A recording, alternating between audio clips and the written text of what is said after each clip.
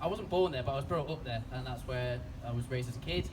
It's close to me. It's my city, and in the whole time I've been at university, and it's albeit be a year, I've never felt further from home.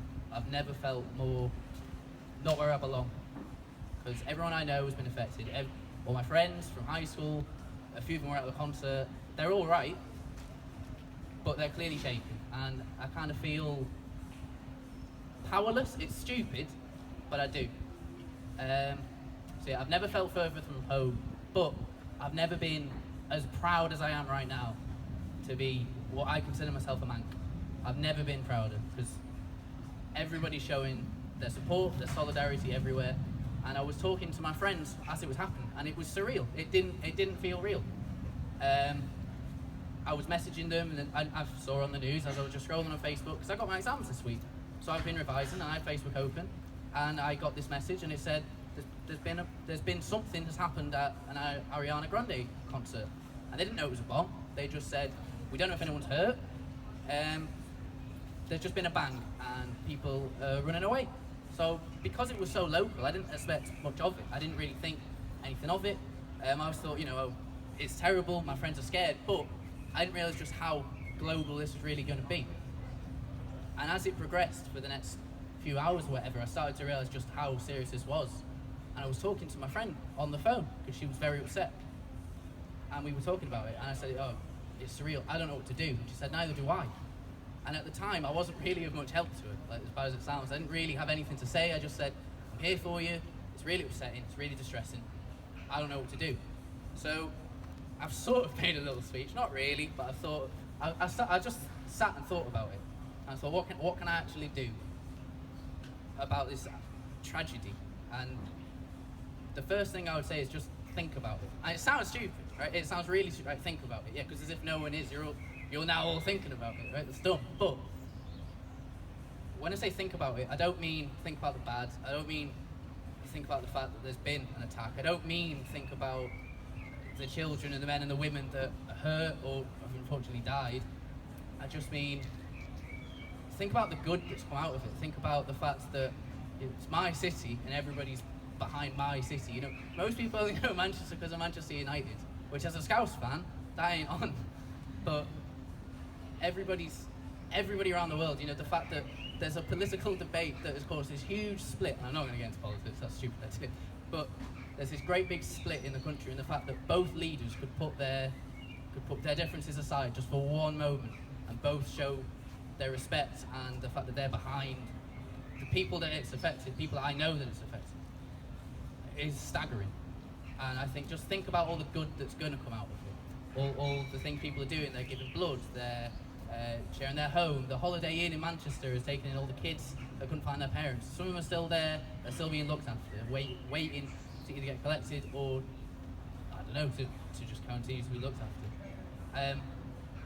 And that's kind of what I'm doing now. I mean, I feel kind of out of place, because it's tricky to put into words. I feel like I'm not really doing anything about it, and all my friends are, some of my friends giving blood, and I'm like, I can't, what should I do about it? So I thought, I know, I'll talk about it. I'll just talk about it. So that's the first thing, think about it. And the second thing I was thinking, what can I do, is to laugh about it, smile about it, and talk about it, because I don't think there's anything more insulting than in the face of fear or hate than to smile, like to laugh. There's nothing more insulting to somebody who's trying to scare you than you going, I'm not fussed. And that's what everybody I know at home is doing, and that's exactly what I'll be doing. So that's it. Thanks very much.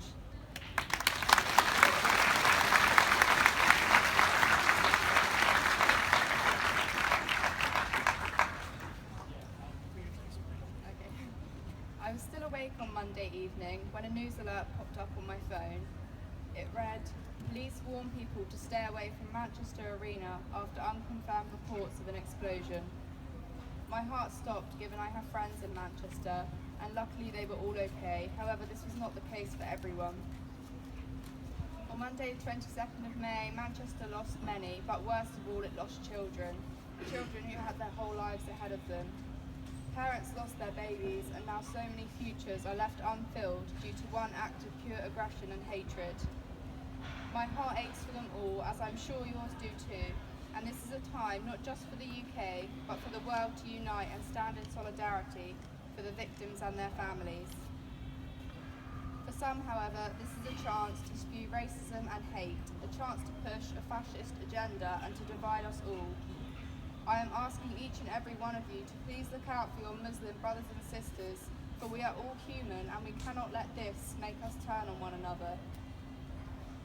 Even just hours after the explosion, an attempted arson attack was made on a local Manchester mosque.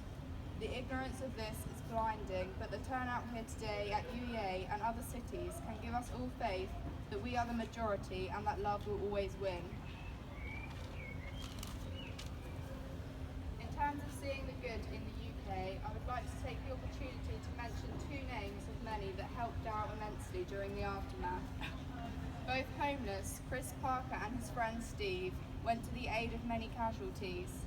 This was not a decision they made, but more of an instinct. It wasn't something that they questioned. Help was needed, so they gave it unconditionally. Not only did they help a young girl who had lost both legs due to the explosion, but one also held a woman in his arms as she passed away within the arena. This is an act of pure compassion.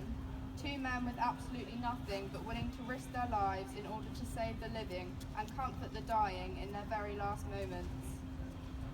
I believe there's also a crowdfunding page for these men on Facebook, so if you could check that out, that would be much appreciated. The aim is to get them both housed into safe housing, preferably. Thank you all for listening and coming today, and please continue to think of those that we have lost.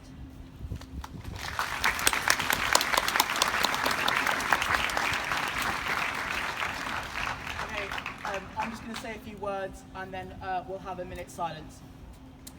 Manchester is a city of great culture, spirit, solidarity and friendship. And here at UEA, we know that no matter what happens, those values will remain intact.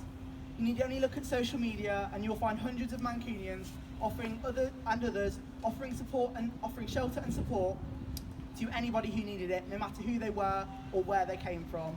Hotels that threw open their doors, Sikh temples that offered food and shelter, local cabbies that gave free lifts home, and the rabbis that gave free coffee and pastries to the emergency workers, and also to local residents descending in their hundreds to the local blood donation centres. We will remember this awful act of terror, but let us not forget the amazing actions of so many people.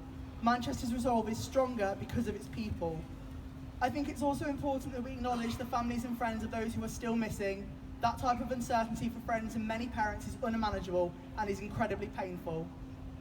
We must also give thanks to the emergency services, who, when we need to flee from dangerous situations, walk straight into unsecured and uncertain places to ensure the safety of us all. On Monday night, the cowardice of terror was met with the bravery of the emergency services and with the defiance of the people.